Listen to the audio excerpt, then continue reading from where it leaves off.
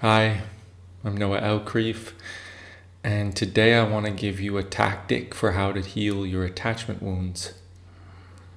So, if you've ever tried to be in a relationship, been in a relationship, had friends or any human beings around you, you might be aware of some of your attachment issues.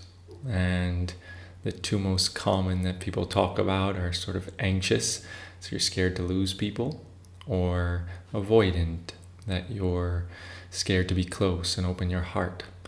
And there are many ways to heal this, but one that came up in me tonight spontaneously was to grieve my childhood pets. And so I'm just going to share a little bit about that, and it's quite raw in me. It just came up about an hour ago. I just got home and I feel like sharing with you all, so bear with me as some things might be emotional. So this evening, I was lying on a hammock at a restaurant drinking a smoothie at the beach, and I was just feeling into my heart. And I felt a block, felt some heaviness.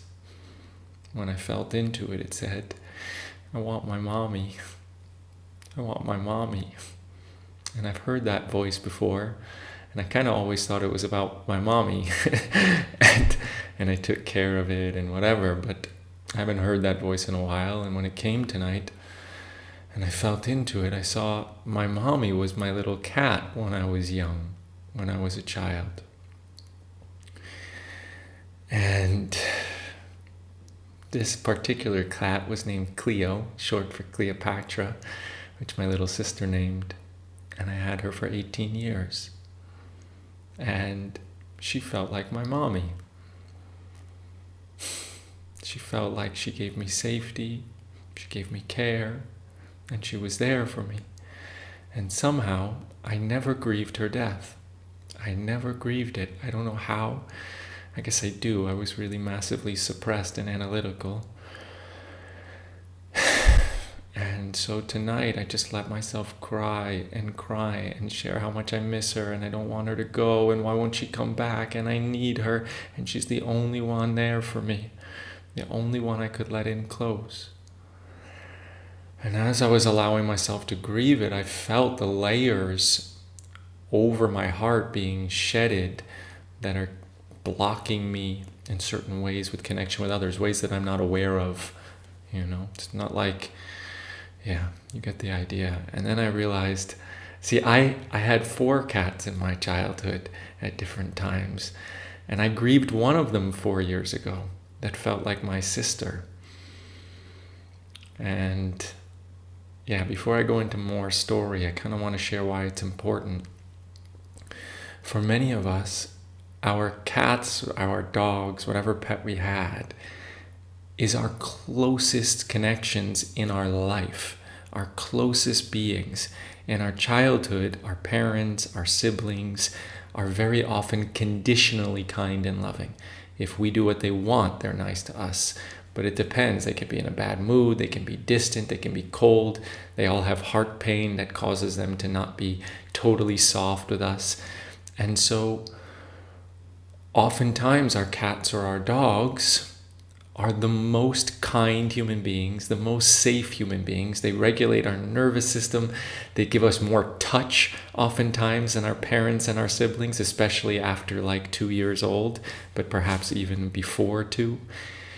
They're just this source of safety and kindness and love that is very hard to replicate with human beings.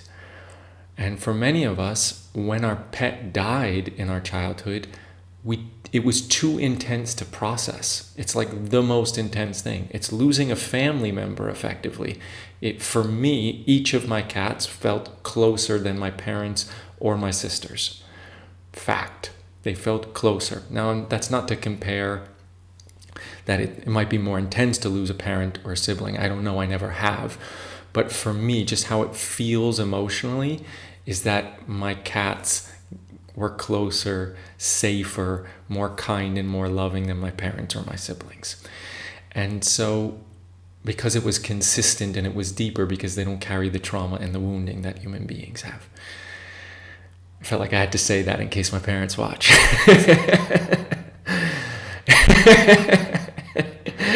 Sorry, mom or dad. But that's just how I feel. So, I got a little distracted. Give me a second. Yeah, so if we lose this massively close being, our pet, and we don't allow ourselves to grieve it because it's too painful, it's literally too intense, that we can't fully allow the tears, we can't process it, we don't have also the mental fortitude or wisdom, maybe our parents don't give us the necessary time and safety to be able to vulnerably express all of it, we don't process it enough, either on an emotional level, on a mental level, or both. And if we don't fully heal that, it ends up being like a layer of pain over our heart, which creates attachment wounds. So we can be scared to be close to someone in the future because we're scared to feel that pain again if we lose them.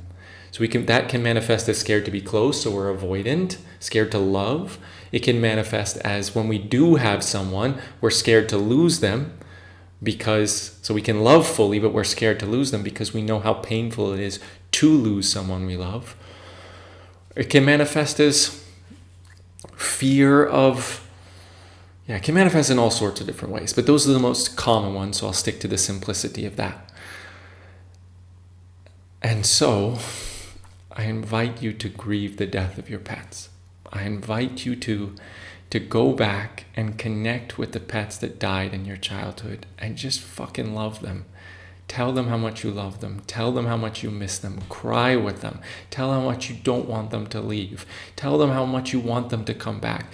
Tell them, maybe if I connect with my own, it was like, you were the only being that ever gave me safety. You were so close. You were my best friend. My cat Julian was my best friend. The best friend I ever had. I loved him so much. I don't even know if it was a him or her in this moment. I have no idea. Julian must have been a guy. I really don't know. Him, I think. I had a cat in my first few years of life that felt like this presence of masculine safety, Sam. He was just there for me. Gave me this sort of nervous system regulation and safety that just I couldn't live without. I just couldn't live without it. I needed it.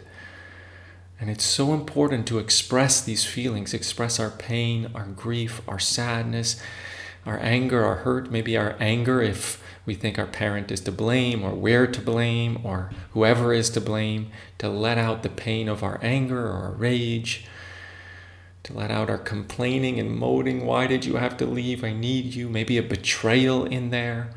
You left me. How could you leave me? Even though they might have died by hit by a car, we can still carry that pain of betrayal that you should have stayed.